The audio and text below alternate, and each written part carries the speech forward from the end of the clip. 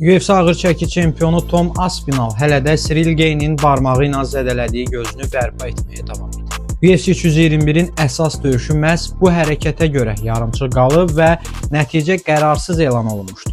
Bu hadisə MMA dünyasında gözə müdaxilə ilə bağlı qaydaların yenidən müzakirəyə çıxmasına səbəb oldu.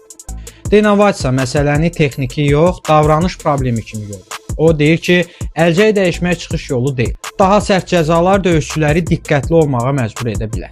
Amma o da qəbul edir ki, göz poeksi UFC-də tamamilə yox olmayacaq, çünki bu döyüş dinamikasının içində baş verən qaçılmaz hallardan biridir.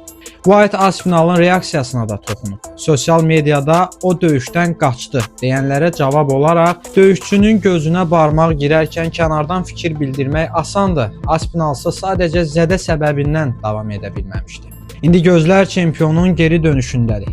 Aspinall sakitcə sağalır və ağır çəkidə böyük bir revanşın qoxusu artıq hiss olunmaqdadır. Bəs sizcə döyüş bu dəfə nə ilə yadda qalacaq?